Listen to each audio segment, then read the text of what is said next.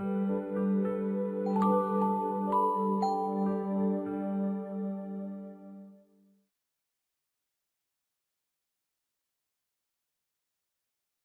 there.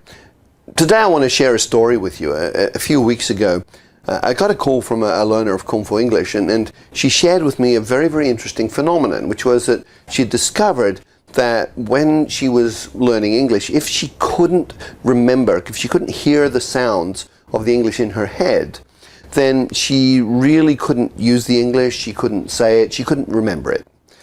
So the key was actually hearing those sounds in her head. And this points to a very, very important concept, which is our memory is made up of several different components.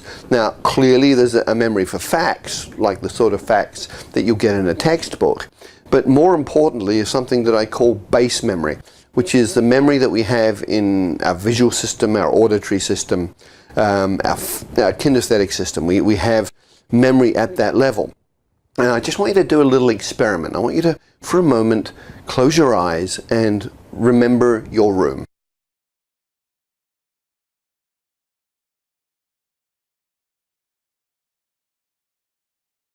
And as you're doing that, I bet that you can see the furniture, the door, maybe the window, the curtains, the layout of your room. And now, for a moment, just remember one of your favorite songs.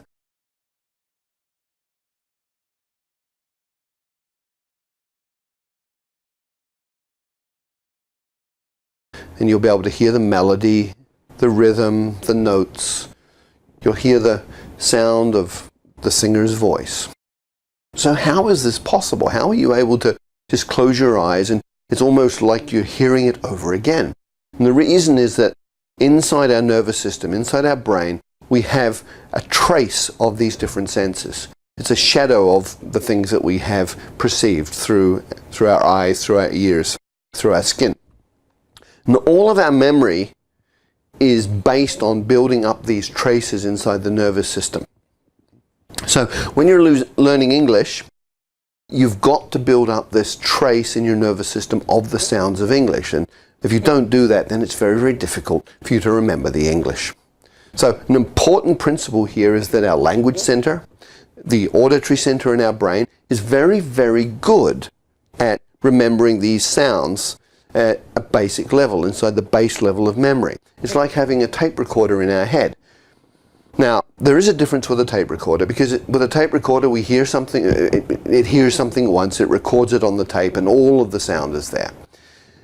With our brains it's a little different. We hear it the first time and there's a little bit of a trace is laid down, and then we hear it again and the trace gets a little deeper, a little richer, and we hear it a third time and it gets even more. So over time we're slowly building up this trace until it gets deeper and deeper inside our nervous system, so we have a pathway in our brain. Now, when you understand this concept, it's going to really, really help you learn English in a very, very successful way. In fact, I could say that this is a key to successfully learning English. Now, remember, a very, very important thing.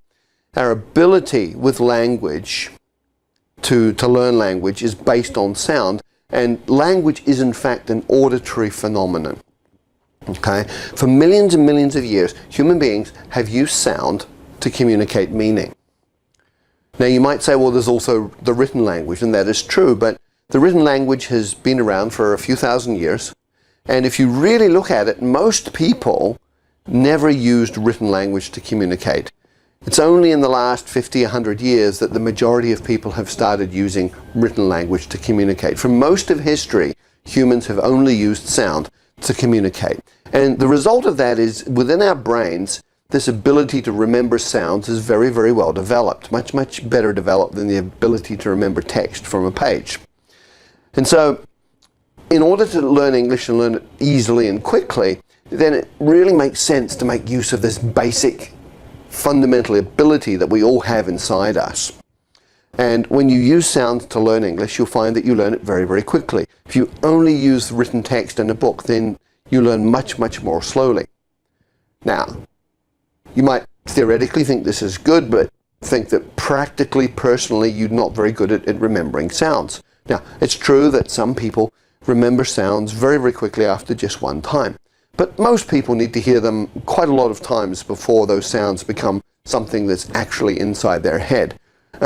Myself included, I need to hear sounds 5, 10, maybe 20 times before I really can hear them inside my own head.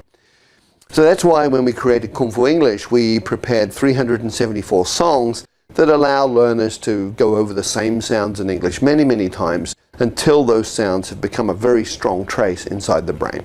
So the thing I'd like you to take away from today's talk is that if you want to learn English really, really well and really quickly, then you have to find as many opportunities as possible to build the trace of the English sounds inside your mind. You're literally remembering those sounds inside your brain as a physical trace for those sounds.